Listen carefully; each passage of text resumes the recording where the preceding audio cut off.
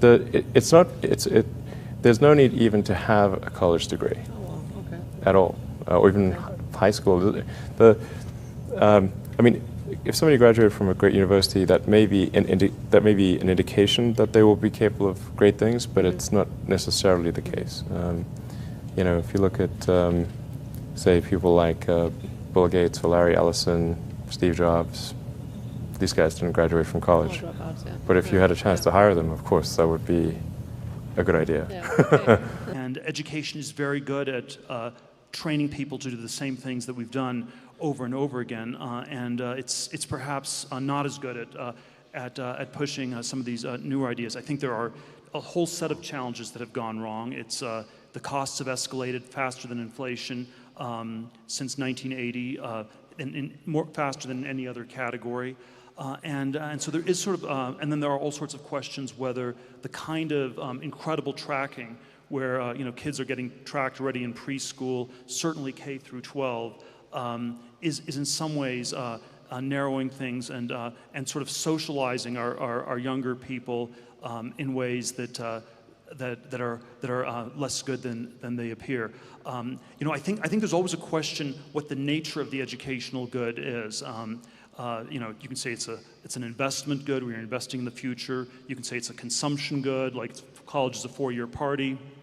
You know, I think most of the parents and students think of it actually as an insurance policy where you're buying this really ever more expensive insurance so that the students don't fall through the really big cracks in our society, and we should be asking some big questions why the insurance costs are going up and up like that.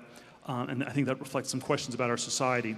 But then I think from the point of view of the colleges, it's not an insurance policy at all, but it's sort of a crazy tournament. And it's a zero-sum tournament. And if you were the president of Harvard or Stanford, if you wanted to get a lynch mob of students, alumni, faculty to come after you and try to lynch you, what you should say is something like this. You know, we live in this much larger, more global world. We offer a great education to everybody, and so we're going to double or triple our enrollment over the next 15 to 20 years. And people they'd all be furious because the value of the degrees comes from this massive exclusion, and what you're really running is something like a Studio 54 nightclub with this incredibly... I think having the flexibility to explore a lot of different things, which you can do when you're in college, which is one of the amazing things about being in college, is you can work on all these hobbies and code a lot of stuff and try a lot of different things. It's this amazing flexibility that I think most people take for granted. And once you decide, okay, I'm going to start a company and I'm going to do it with someone else, you immediately now need to convince someone else if you want to change your mind on something. And I think people really undervalue the option value and flexibility. I think explore what you want to do before committing is really like the key thing, and keep yourself flexible. And no, I think that's.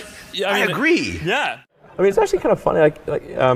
You know, if you think of like what is education, like you're basically downloading data and algorithms into your brain, and it's actually amazingly bad in conventional education because like it shouldn't be like this huge chore. You know, someone's standing up there kind of lecturing at people, and they've done the same lecture 20 years in a row, and they're not very excited about it. And in fact, I think a lot of things people learn, probably there's no point in learning them, because they never use them in the future. Because a lot of kids just in school kind of puzzled as to why they're there.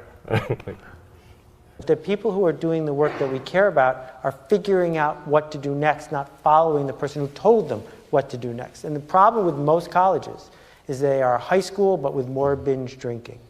The entire purpose of a good university is to give you a foundation to fail, not a foundation to get an A. And if you graduate from college with straight A's, you have to do some serious soul searching as to why you chose to spend your time doing that. The A students work for the B students, the C students run the businesses, and the D students dedicate the buildings. It's like the newspaper industry, right? More printing presses, more big buildings, right? Makes us look grander. We have brains that we're putting them out there.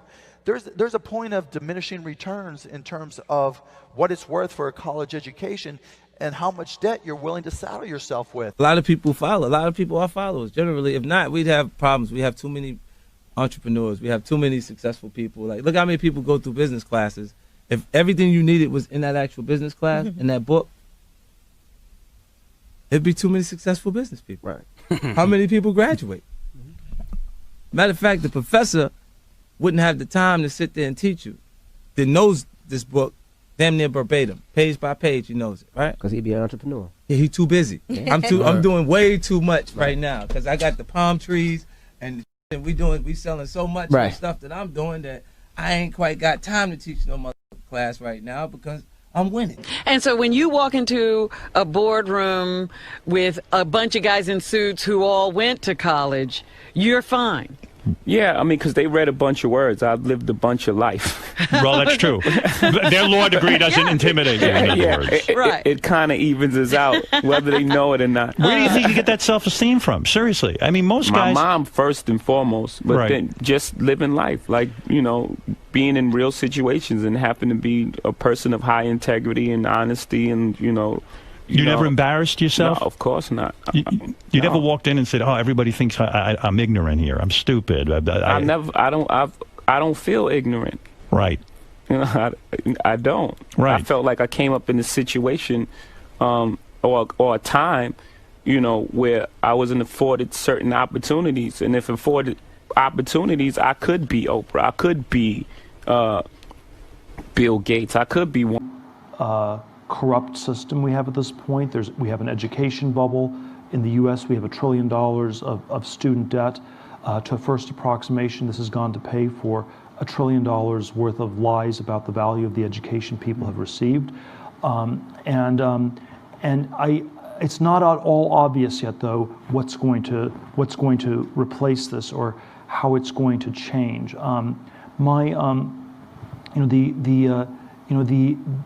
I'm somewhat skeptical that it will be replaced by any sort of single unitary system. I have this fellowship for young people to start companies, and it's not. My claim is not that everybody should do this. I don't think everyone should become an entrepreneur, and I think there is no one size fits all. I think the future will be much more heterogeneous, much more diverse in terms of what people do.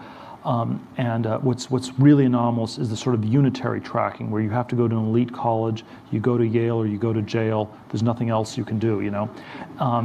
And so I think the universities are perhaps in the same place as the Catholic Church was in 1514, if we go back 500 years, where you had sort of this monolithic way, this universal way of body of knowledge of teaching things. The difference between the Yale and the Harvard political science faculties are probably no greater than the differences between the Dominicans and the Franciscans. So we have all kinds of small debates within this context. We have a system of indulgences that's costing more and more to support this priestly or professorial class of people. We are told that it's the only way to salvation. You must get a diploma to be saved. If you do not get a diploma, then you will go to hell. And I think the message that I have that's like the 16th century reformers, that's a somewhat troubling message, is that you have to work out your salvation on your own. You have to save yourself, and that's I believe that is the truth, but it's a somewhat uncomfortable.